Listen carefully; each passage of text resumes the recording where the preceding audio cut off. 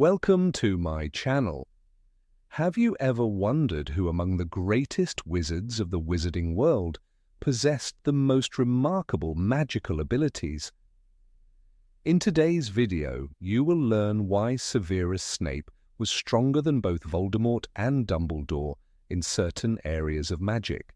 Severus Snape is one of the most memorable, controversial, and tragic characters in the entire Harry Potter saga. For most of the series, he was seen as an antagonist, if not the main villain, then certainly an unpleasant figure.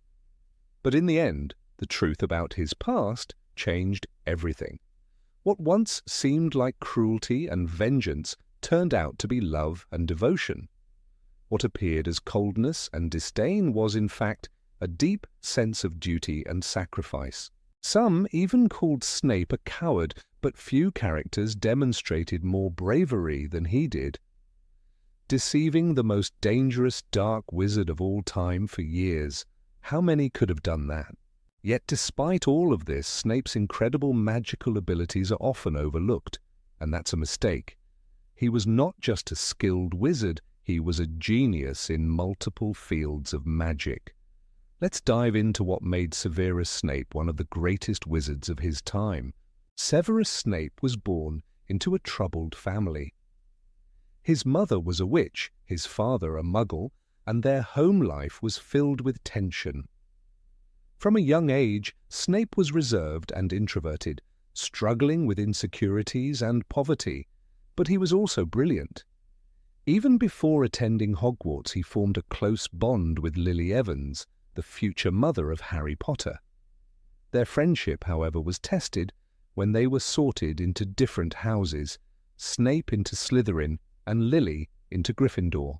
Despite his love for Lily, Snape gravitated toward a group of Slytherins who later became Death Eaters. He never truly fit in, yet he remained loyal to Voldemort until the Dark Lord made one fatal mistake. When Voldemort killed Lily, Snape was devastated. In her memory, he secretly allied with Dumbledore, dedicating his life to protecting Harry, even if it meant acting as a double agent for both sides. His final moments were spent ensuring Harry had everything he needed to defeat Voldemort once and for all. But what truly set Snape apart was his mastery of magic. He was not just an exceptional wizard, he was a prodigy. As a student, he was already inventing his own spells, something no other Hogwarts student had ever done. His skill in potions was unmatched, surpassing even the most talented alchemists. He was a formidable duelist, a master of dark arts, and a true expert in magical defenses. Snape's knowledge of the dark arts was deeper than even Dumbledore's. The headmaster often sought his counsel on the subject, recognizing Snape's unparalleled expertise. But what made Snape even more impressive was his ability to counter dark magic. No one in Hogwarts history taught defense against the dark arts as effectively as he did. When it came to curses, Snape was in a league of his own. He was the only wizard capable of delaying Dumbledore's death after the headmaster was struck by a deadly curse from Voldemort's Horcrux. He was also the only one who could neutralize the powerful curse placed on Katie Bell. And then there was occlumency, the ability to shield one's mind from intrusion. Voldemort was a master of legilimency, the art of reading minds, but Snape outclassed even him in mental defenses. The Dark Lord, despite his immense power, never once saw through Snape's deception. For years, Snape stood before Voldemort, lied to his face, and never got caught. That alone makes him one of the most skilled wizards of all time. In the end, Snape surpassed Dumbledore in at least 2 fields of magic and outmatched Voldemort in 1. That alone secures his place as one of the greatest wizards in history. Severus Snape's brilliance in magic wasn't just about knowledge, it was about innovation. He didn't just learn spells, he created them. As a student at Hogwarts, he filled his old potions textbook with notes, improvements, and new incantations. Some of these spells, like Sectum Sempra, were so powerful that they rivaled the deadliest magic ever known. Unlike Voldemort, who sought power through destruction, or Dumbledore, who relied on ancient wisdom, Snape's power came from his ability to reinvent magic itself. His mastery over potions was unmatched. While most wizards followed instructions from textbooks, Snape saw beyond them. He refined formulas, found better ways to extract ingredients, and enhanced effects. Even Slughorn, an acclaimed potions master, admitted that no student had ever matched Snape's skill. His adjustments to standard potion recipes made them work faster, last longer, and become more potent. It's no wonder that even without access to expensive ingredients or private tutoring, he outperformed every other student in the subject. Dueling was another field where Snape excelled. Unlike Dumbledore, whose power came from raw magical strength, or Voldemort, who relied on fear and sheer aggression, Snape fought with precision and strategy. He didn't overpower opponents, he outmaneuvered them. His quick reflexes and deep understanding of spells allowed him to predict and counter attacks effortlessly. His ability to silently cast spells gave him an advantage most wizards never even considered. Unlike Voldemort, who relied on brute force, Snape's strength was in subtlety. This made him one of the most dangerous duelists of his time. Then there was his mastery of occlumency. No one, not even Dumbledore, could match Snape's ability to shield his mind. Voldemort, who could read and manipulate the thoughts of almost anyone, never once broke through Snape's defenses.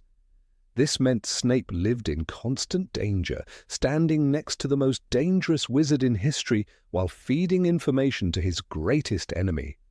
One slip, one uncontrolled thought, and he would have been killed instantly. But it never happened. Snape controlled his mind with such discipline that even legilimency masters couldn't detect his true loyalties. Many underestimate just how difficult occlumency is. It requires absolute control over emotions, memories, and subconscious thoughts. Even trained wizards struggle to maintain focus for long periods. Snape did it for years while surrounded by Death Eaters under the direct gaze of Voldemort himself. The ability to keep up such a perfect act for so long proves that his mental strength was beyond anything seen in the wizarding world. But Snape's brilliance wasn't just about magic, it was about deception. He played the ultimate long game, fooling both sides, making everyone believe he was someone he wasn't. To the Death Eaters, he was a loyal servant. To the Order, a reluctant ally. To Harry, an enemy. And yet, through all of this, he remained loyal only to one person, Lily. His love for her defined him, drove him, and gave him a purpose beyond power or recognition. This love was his greatest strength and his greatest weakness. It made him sacrifice everything, yet it also left him isolated. Dumbledore used this love to keep Snape bound to his cause, knowing that Snape would do anything for Lily's memory. Even Voldemort, in his arrogance, never understood the depth of Snape's devotion. If he had, he would have seen the betrayal coming. But he didn't. Snape's ability to hide his emotions made him invisible to the Dark Lord, a ghost walking among his ranks, waiting for the right moment to strike. His death was tragic, but even in his final moments, he remained true to his mission. When Voldemort turned on him, Snape didn't beg for his life. He knew his fate was sealed the moment he outlived his usefulness. Yet, even then, his priority was Harry. He gave his last memories, his final thoughts, to ensure that the war would end the way it needed to. He died not as a Death Eater, not as a traitor, but as a man who had played the most dangerous game in wizarding history, and won. Looking back, it becomes clear that Snape wasn't just a good wizard, he was one of the greatest. He surpassed Dumbledore in his understanding of dark magic and counter-curses. He outmatched Voldemort in mental defenses. He created spells and potions that no one else had ever imagined. He outdueled some of the most powerful wizards in history, and he deceived the most dangerous mind of his time. Yet in the end, he never sought recognition. He didn't fight for glory or power, he fought for love, for redemption, for a cause greater than himself. And in doing so, he proved that true strength isn't just about magical ability, it's about the choices we make and the sacrifices we're willing to endure. Severus Snape, the Half-Blood Prince, was not